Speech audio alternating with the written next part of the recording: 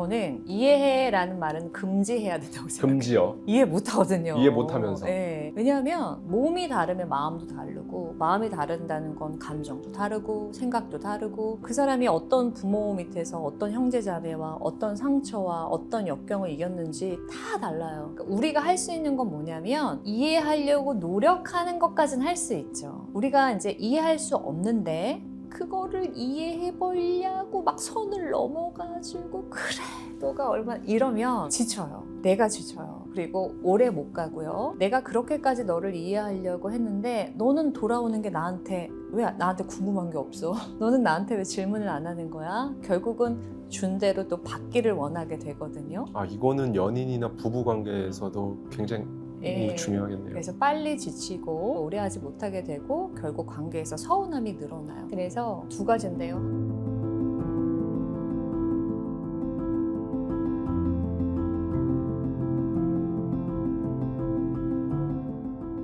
그 작가님께서 했던 표현 중에 내면 아이라는 표현을 네. 쓰셨던 것 같은데 지금 말씀 듣다 보니까 그 질문들 오늘 어땠어? 무슨 생각이 들었는데? 왜 그런 생각이 들었는데? 뭐 이런 질문들을 제가 저희 아이한테 가장 많이 하는 것 같더라고요. 네. 아이들한테는 근데 그런 질문을 던지시는 부모님들이 꽤 있을 거예요. 그래서 전 든 생각이 내 내면을 아이라고 생각해야 된다. 아이한테 내가 그 질문을 하니까 여기 있는 것도 내가 40살이든 50살이든 60살이든 여기 안에는 나의 아이가 사니까 아이라고 생각하면 이제 그런 질문들이 나오잖아요. 맞아요. 맞아요. 그런 의미에서 내면 아이가 그런 의미를 담고 있지 않을까라는 생각도 해봤거든요. 그렇죠. 우리 마음 안에는 다 아직 자라지 못하고 그 지점에 머물러 있는 아이가 있지요. 근데 우리가 이렇게 한국말을 잘한다고 소통을 잘하는 거 아니잖아요. 랭귀지가 다 영역이 있는 것 같아요. 뭐 회사에서 일을 잘하기 위해 필요한 랭귀지가 있고요. 이런 대화를 편안하게 할 때 필요한 랭귀지가 있고 뭐 프리젠테이션이나 스피치를 할 때 하는 랭귀지가 있고 나 자신에 대해서 묻고 답하는 것도 새로운 랭귀지인 것 같아요. 근데 아마 우리 아이들은 우리가 이렇게 공을 들이고 있잖아요. 저도 아들이 둘인데 이제 아이가 시험 보고 오면 시험 결과가 아주 속상하거든요. 처참하거든요.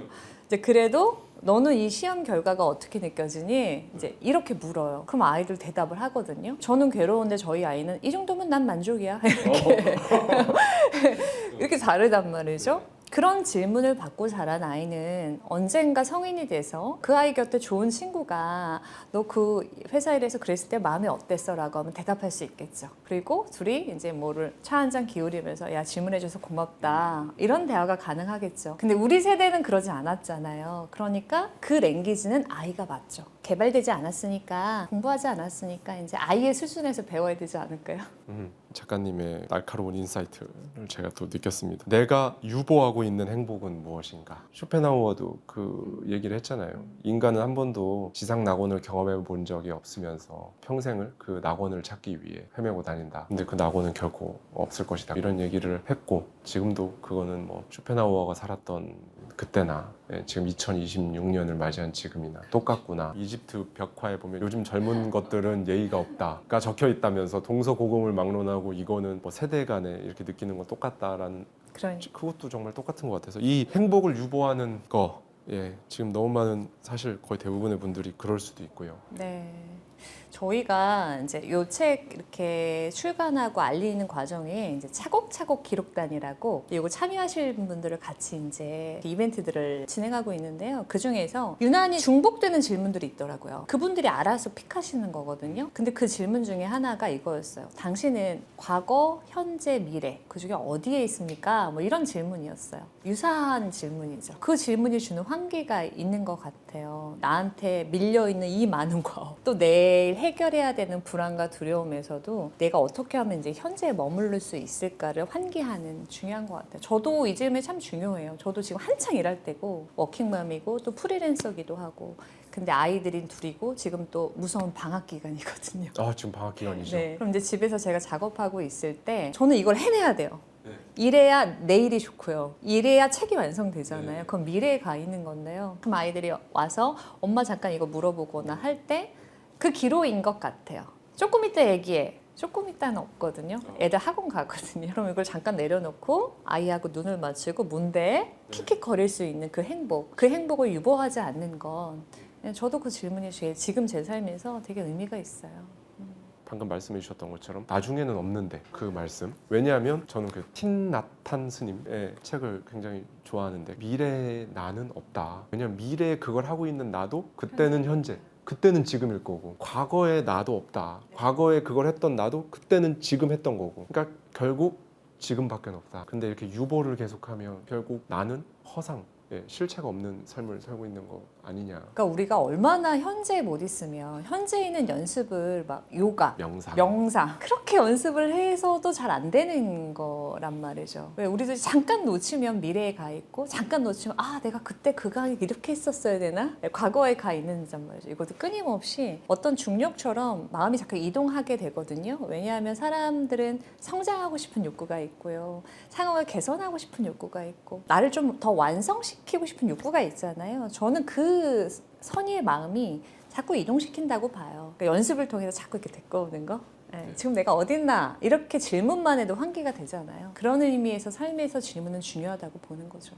그렇게 지금 방금 작가님께서 말씀해 주신 것처럼 본능적으로 기본 디폴트 값이 계속 막 미래에 가 있고, 그런 이유도 본질적으로 저는 두려움이라는 우리 본능이잖아요. 인간의 본능, 두려움, 생존 본능, 이것 때문에 계속 미래를 생각할 수밖에 없는, 그리고 또 사회적으로 학습된 것도 있을 것 같아요. 근데 저는 이런 것 같아요. 한번 미래에서 방황해보고 불안해보고 하는 것도 의미가 있는 것 같아요. 네. 이렇게 말하는 우리도 처음부터 현재 살았을까? 그렇지 않았거든요. 저도 특히 20대, 30대 때 뭔가 막 이뤄야 될 것 같고 이 시기 놓치면 안 될 것 같은 때는 온통 미래에서 발발발 아이고 오늘 내가 다 했나 이러면서 자고 그랬기 때문에 그렇게 가보면 아는 거죠. 몸과 마음이 그렇게 했는데도 내가 아직도 행복하지 않네? 라고 좀 방황을 해볼 필요도 있고요. 또 많은 분들이 과거에서 자기를 탓하고 누군가를 원망하고 우리 엄마가 안 그랬으면 내가 지금 이렇지 않을 텐데 여전히 과거에 사는 분들이 많아요. 근데 저는 그것도 나름의 의미가 있다. 내가 이렇게 비난을 통해서 바꿀 수 있는 것이 없구나. 내가 이렇게 나 자신을 혼내도 내 인생은 개선되지 않는구나. 아픈 교훈들을 얻고 나면 잘 때 알거든요, 우리는. 잠들 때 오늘 참 좋았다. 아니면 나 이렇게 열심히 살았는데도 왜 이렇게 불안하지? 근데 그런 방황의 경험이 또 쌓여야 저 말이 이거였구나 이렇게 딱 내 삶하고 연결이 되지. 방황해보지 않으면 그래 현재 좋지. 근데 나는 내일 승진해야 되는데 내년에 이렇게 될 수 있어서 우리의 그런 방황이나 그런 교훈들도 저는 다 의미가 있다고 생각해요. 그래서 아까 내 주변 공통점, 왜 그런 말 있잖아요. 그러니까 내가 내 주변 사람들한테 근데 이렇게 질문을 해보면 공통점은 무엇이죠? 그거를 배우고 싶나요? 거기서 뭔가 배우는 게 있나요? 내가 만약에 좀 더 나아지길 원한다면, 조금 더 나은 삶을 살길 원한다면. 근데 지금에서는 이런 말들이 굉장히 피곤하게 느껴지는 그런 분위기들, 작가님께서는 어떻게 보시는지. 양극단으로 좀 달라지는 것 같아요. 뭐냐면 코칭 때도 많이 물어보고 강의 때도 많이 여쭤보는데요. 요즘 어떤 감정을 주로 느끼세요? 최근에 내가 어떤 감정을 느끼고 표현하셨어요? 이런 질문을 드리면 두 가지. 하나는 분노. 그냥 그렇게나 승질이 나요. 눈만 마주쳐도 싫어요. 얼마 전에 무슨 설문을 봤는데요. 기업에서 강의할 때 같이 저녁 먹을래요? 이 말도 너무 화가 나신다는 거예요. 물론 그 사람이 뭐 별로 좋지 않은 사람일 수도 있었겠지만 도대체 말을 할 수가 없는 거죠. 그러면 시간 배우라고 물어본 것도 싫고 화가 많은 거. 근데 그 화는 어디로부터 왔을까 생각하면 뭐 너무 경로가 많겠지만 억울함.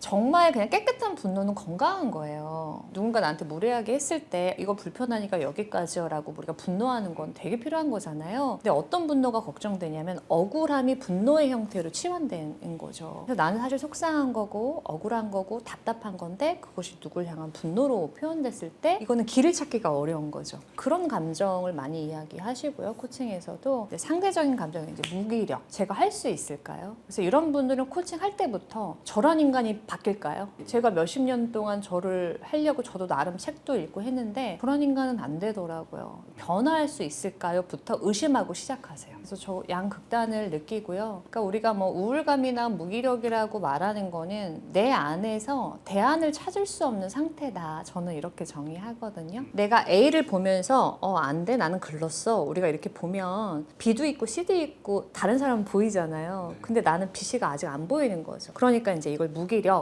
우울감이라고 이제 말을 하는 건데 저는 그런 믿음이 있어요. 그런 믿음이 있어야 코칭도 하는데요. 이 사람에게도 저 깊은 곳에서는 지금보다 더 나은 상태가 되고 싶고 내 삶을 지금보다 더 좋은 곳으로 이동시키고 싶은 욕구나 마음이 있다. 그런데 그것을 스스로 인정하지 못하거나 그것을 믿어주는 한 사람이 없기 때문에 무기력해, 우울해 이렇게 나를 정의해버린다. 그럼 편하거든요. 그래서 제가 하는 일은 자꾸 보게 하거나 제가 그 믿어주는 한 사람이 되거나 이제 그런 거죠.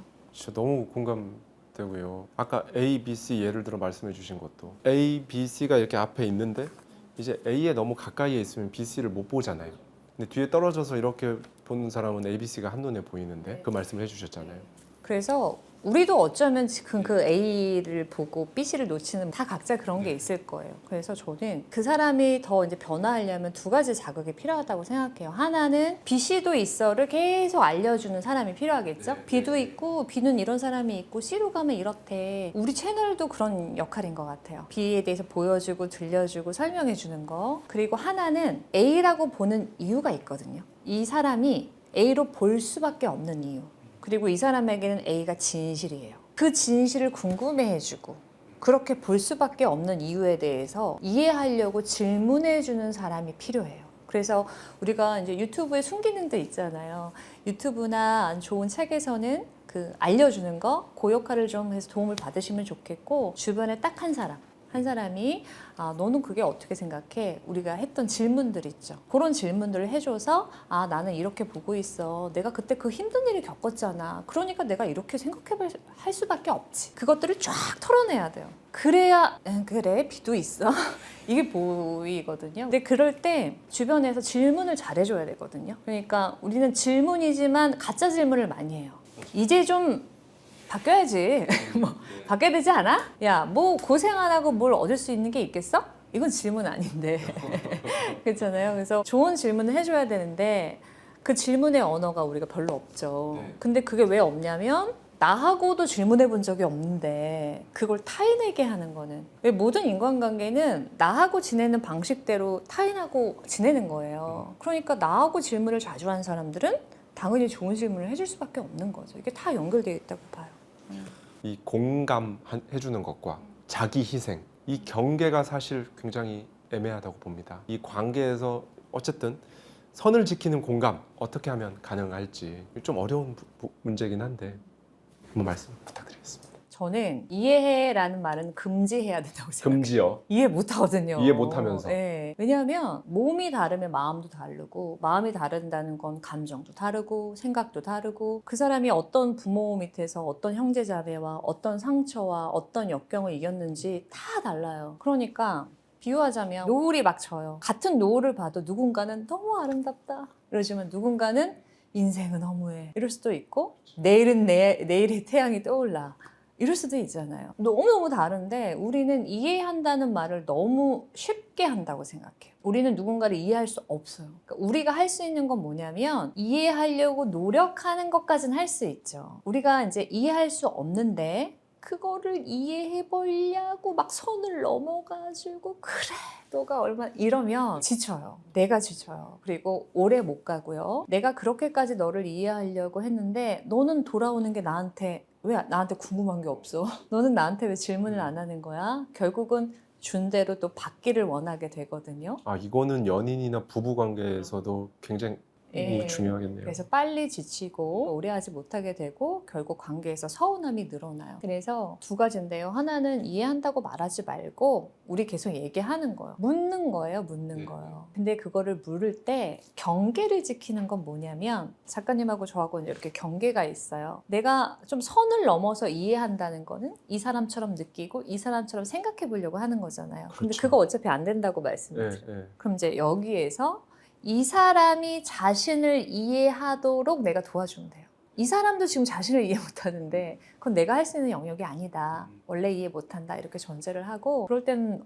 뭐가 느껴졌어. 그럴 때는 뭐 하고 싶었어. 그럴 때는 어떻게 하고 싶은데 계속 질문해줘서 이 사람이 자신을 온전히 느끼도록. 그럼 예를 들어서 난 그때 진짜 그건 너무 버겁더라. 이렇게 말하면 우리가 할 일은 네가 그때 버거워서 그렇게 힘들었구나. 나는 그때는 진짜 도망치고 싶었어. 그거밖에 나는 방법이 없었어. 라고 말하면 네가 도망치고 싶었던 거구나. 나는 이렇다고 생각했는데 너는 이런 거였어.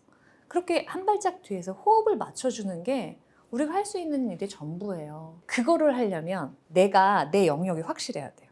내 자리가.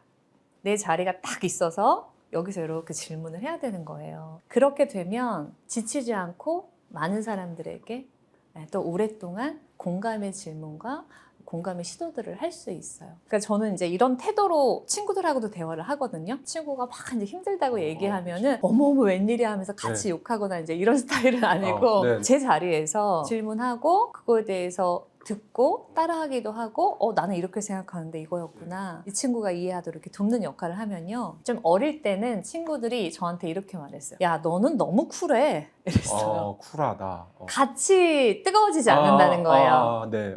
왜 같이 욕을 안 해? 왜 같이 흥분하지 않아? 네. 해서 이제 서운하다는 표현이거든요. 제 베프도 야 너는 너무 쿨해 이랬었어요. 근데 그 친구가 지금 25년 동안 저랑 친구거든요. 그래야 오래 갈 수 있고 그래야 저를 의지할 수 있고 그래야 서로 부담 없이 마음을 꺼낼 수 있는 것 같아요. 그래서 그 정도의 경계 만들면 좋을 것 같아요.